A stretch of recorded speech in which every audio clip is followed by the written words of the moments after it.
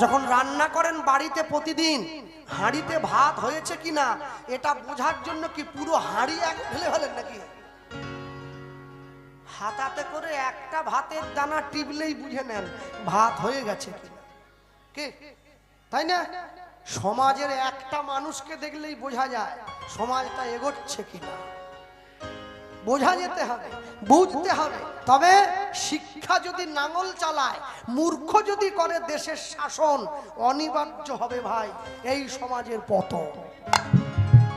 আটকে রাখবার ক্ষমতা কারণ নেই। যাকে যে জায়গায় দিলে খাটবে তাকে সেই জায়গায় দিতে হবে।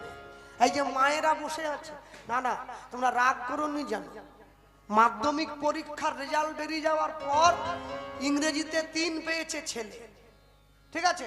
বাবা কি বলছে? তোর মতো হয়েছে।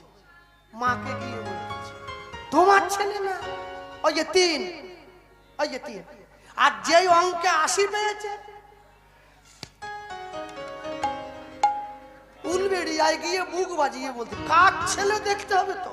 ও যেই অঙ্কে 80 পেল বেটা তোমার হয়ে গেল, আর যেই ইংরেজিতে 3 পেল বেটা আমার হয়ে গেল। মানুষ ভালোটা সবাই নিতে চায়, খারাপটা কেউ নিতে চায় না। মনে রাখবেন সব সময় ভালোবাসবার অধিকার সবার আছে, কিন্তু ভালোবাসার নামে ব্যবসা করবার অধিকার কারো নাই। ভালোবাসা পবিত্র, কিন্তু ভালোবাসাকে শোকেসে সাজিয়ে ব্যবসা করলে তাকে প্রকৃত মানুষ বলে না। ভক্তমণ্ডলী, ভক্তিমতী মায়েরা, রঘুনাথ দাস 7 দিন ধরে ভিক্ষে করল, কিছুই পায় নাই। 8 দিনের দিন সকাল বেলায় পুরীর জগন্নাথ মন্দিরের পিছনে যে রান্নাঘর আছে, জগন্নাথের ভোগ ঘর, সেই মন্দিরের পিছনে গিয়ে দাঁড়িয়ে পড়েছে।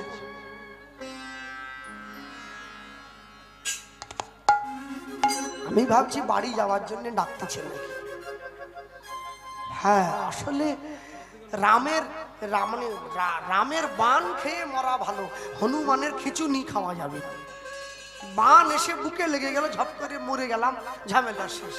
কিন্তু হনুমান যে খিচুই না, ওইটাই ভালো না। হ্যাঁ, এই জন্য দেখছেন নি বাবারা রাস্তার উপর দাঁড়িয়ে আছে, খিচুনি খাওয়ার থেকে তো ভালো কোথা ছিলে, এইটা ভালো না। আসতে বাড়ি চলে যাবে, ঝামেলা মিটে গেল। তা এখন কথা, 8 দিনের দিন সকাল বেলায় রঘুনাথ দাস গিয়ে দাঁড়িয়েছে কোথায়? পুরীর জগন্নাথ মন্দিরের রান্নাঘরের পিছনে। নর্দমার থেকে একটা করে অন্নের দানা ধুয়ে হাতে তুলেছে। যেই 1 মুঠো হয়েছে, মহাপ্রভু এসে হাতটা ধরে দিয়েছে। রঘুনাথ, আমাকে নিবেদন করলি, আমাকে প্রসাদ দিবি না? রঘুনাথ দাসও দেবে না, মহাপ্রভুও ছাড়বে না।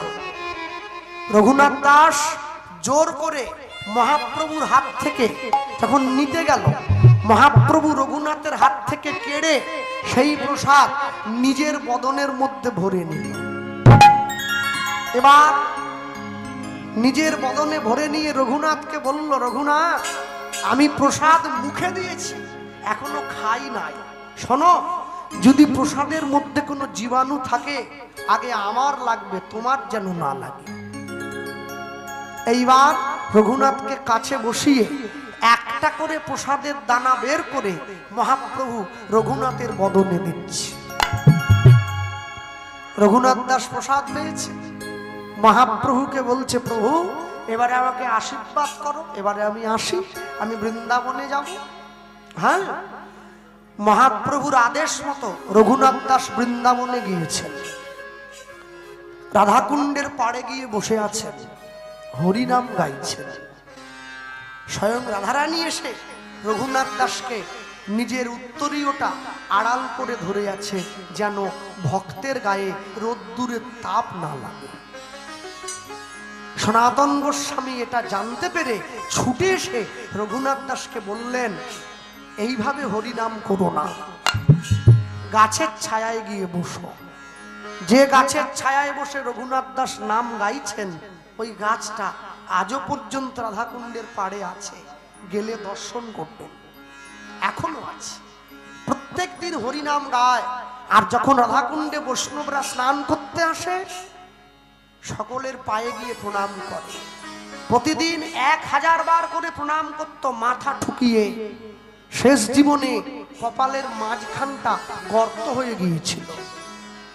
রঘুনাথ দাসের দেহটা প্রাপ্তির পরে, মৃত্যুর পরে ওই গাছের গোড়াতেই সমাধি দেওয়া হয়েছে। আজও সেই সমাধি আছে। 540 বছর ধরে একইভাবে হরিনাম হচ্ছে, বন্ধ হয়নি কখনো। কেউ না কেউ সবসময় গাইছে। হ্যাঁ, তাহলে আমরা একসঙ্গে বলতেই পারি কি, রাধা কৃষ্ণ প্রাণময় যুগল রাধা কৃষ্ণ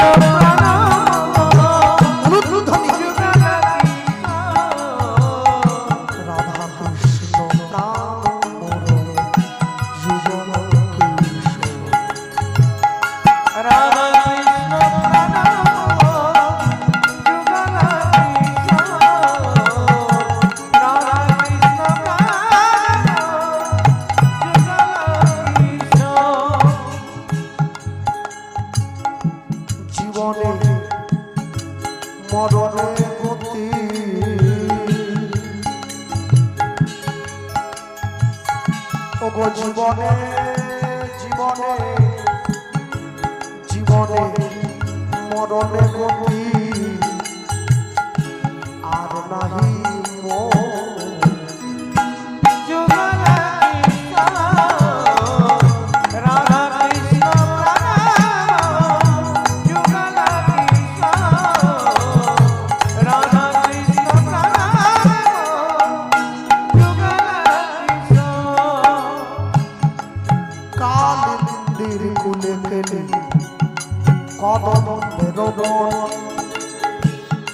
রতন বেদী পদে বসাবো দুজন, কালিন্দির কুলে গেলে কদম রতন বেদীর পদে মোরা বসাবো দুজন।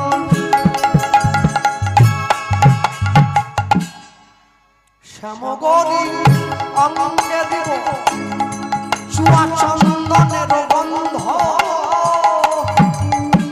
চামর ঢুলাব সদা হেরব মুখ চন্দ।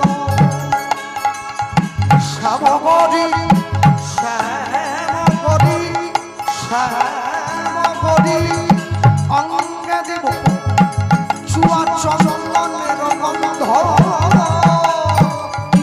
চামর ঢুলাব সদাই হেরব মুখ চন্দ। গাথিয়া মালতীর মালা, গাথিয়া মালতীর মালা, গাথিয়া মালতীর মালা, গাথিয়া মালতীর মালা। দেব দোহার বলে আমরা, গাথিয়া মালতীর মালা, দেব দোহার বলে অধরে তুলিয়া দেব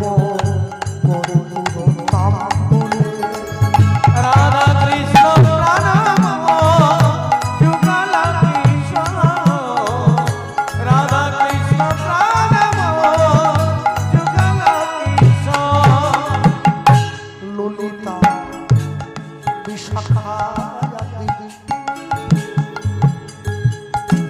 যত সখী বৃন্দে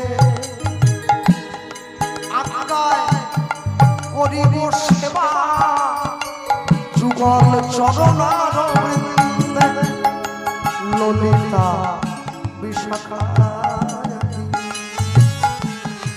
যত সখী বৃন্দে আগায় করিব সেবা, যুগল চরণার বৃন্দে।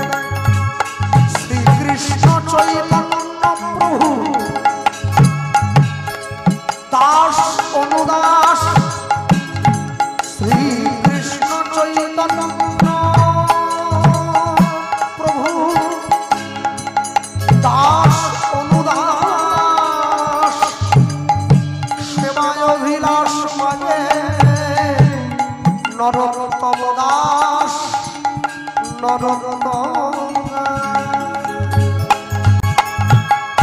রাধা কৃষ্ণ প্রাণ যুগল কৃষ্ণ রাধা কৃষ্ণ প্রাণ যুগল কৃষ্ণ জীবনে মরণে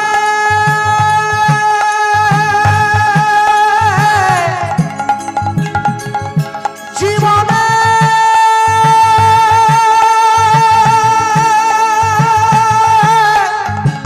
মরণে জীবনে মরণে গতি নাহি মোর। রাধা কৃষ্ণ প্রাণ যুগল রাধা কৃষ্ণ প্রাণ যুগল কৃষ্ণ রাধা কৃষ্ণ প্রাণ যুগল কৃষ্ণ মিলিত তনু যুগল কি কৃষ্ণ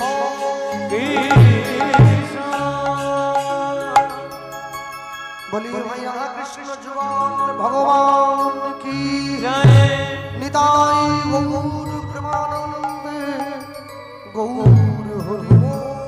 গৌর হরি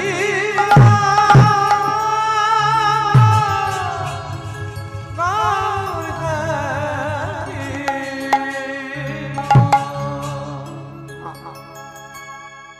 ভক্তমণ্ডলী ভক্তিমতী মায়েরা সেই স্থানে থেকে একদিন দুদিন তিন দিন 4 দিন 5 দিন 6 দিন 7 দিন হরিনাম গায় কৃষ্ণ নাম করজীব আর সবে মিছে পলাইবার পথ নাই দেখো জম আছে মিছে হরিনাম কৃষ্ণ নাম শুধু নাম নয় মোদের ভবপারের তরি প্রেমানন্দ সবাই মিলে বলো নিতাই গৌর হরি বল হরি বল হরি বল